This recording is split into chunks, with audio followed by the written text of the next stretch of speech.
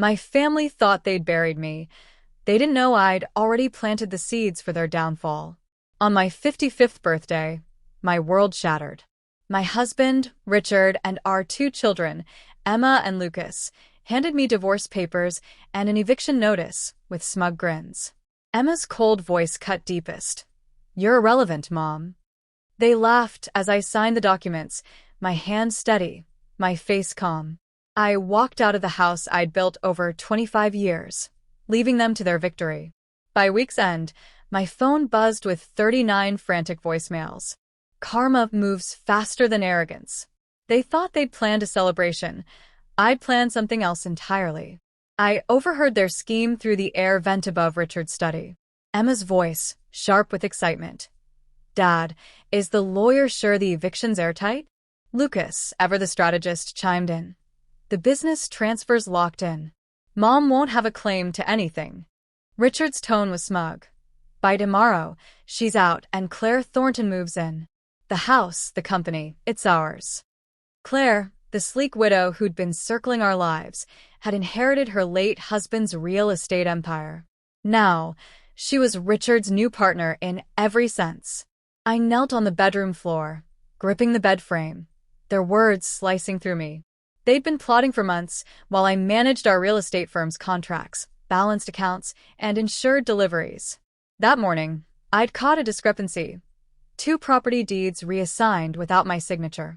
I'd dismissed it as an error. Now I knew better. If betrayal fuels your fire, consider subscribing for more stories of justice served. It's free and keeps you in the loop. Now let's dive into what I uncovered. I packed a small bag with essentials, my grandmother's locket, a journal from my first job, photos predating Richard. Downstairs, Richard sipped tea from a chipped mug Lucas had made in 5th grade. "Big plans tomorrow," he said, avoiding my gaze. "Your birthday's a milestone." I nodded, stirring sugar into my tea, my smile masking the storm inside. At the office, our property manager, Javier, flagged missing deeds and unauthorized sales. "Ms. Ellen, this isn't a glitch," he whispered. I told him to document everything quietly. Back home, I cooked Richard's favorite pasta, each motion deliberate, while their voices drifted through the vent. Claire's name came up again. Her things were already in storage, ready to replace mine. That night, I made 3 calls. First, to Laura Bennett, a forensic accountant who'd sniffed out fraud in high-stakes divorces. "I need you, Laura. Tomorrow." Next, to Daniel Harper, a corporate lawyer who owed me for sheltering his sister during her divorce. "Name the time," he said. Finally, to Detective Sarah Klein, who'd investigated Claire's late husband's sudden death, a heart attack, at 50, despite perfect health. "I have new information," I told her. Claire's first husband died the same way. Morning came. Richard handed me coffee, his hands unsteady. "Wear the green dress," he urged, referencing our last anniversary, the one he'd skipped for a client dinner. I complied, descending to a living room staged like a courtroom. Emma and Lucas stood ready, phones recording, as Richard laid out a folder thick with papers.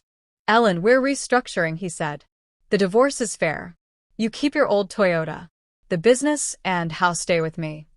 Emma smirked. "Your stuff's in the garage. Don't drag this out." Lucas added, "It's all legal.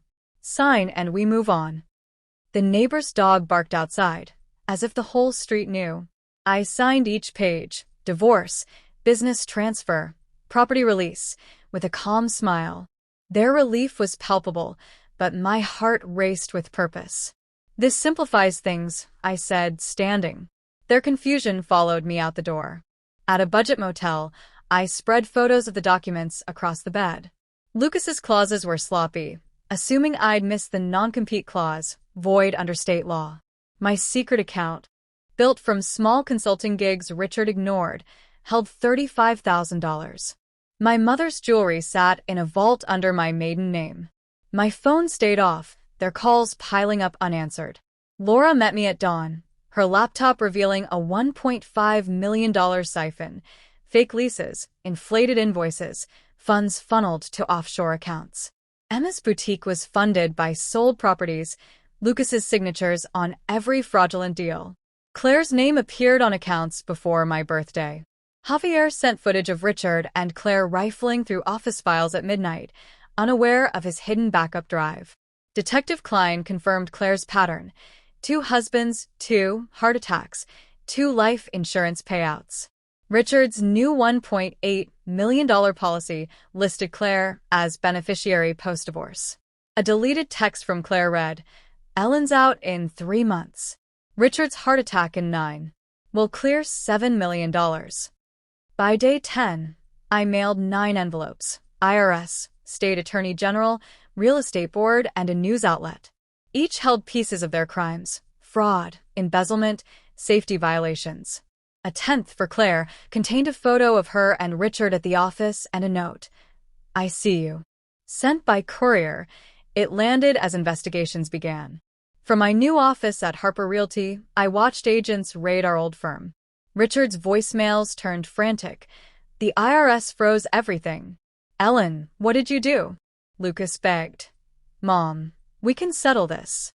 Emma sobbed. "My boutique's gone. I'm washing dishes." Claire's arrest was spectacular, screaming as agents stormed her condo, her past murders unraveling. 6 months later, I stood in my new apartment, my name on the lease. At Harper Realty, I'd secured $9 million in contracts, saving clients from Richard's chaos. Javier and his team joined me, grateful for honest work. Richard got 6 years, Claire life without parole, Lucas 18 months, Emma probation. Their letters begged for help, but I filed them under consequences. As the city lights glowed, I sipped coffee from a mug I'd chosen. They'd tried to erase me, but I'd rewritten my story. The best revenge? Building a life they couldn't touch, while their world collapsed under the weight of their own greed. What moment hit you hardest? Share below and subscribe for more stories of justice.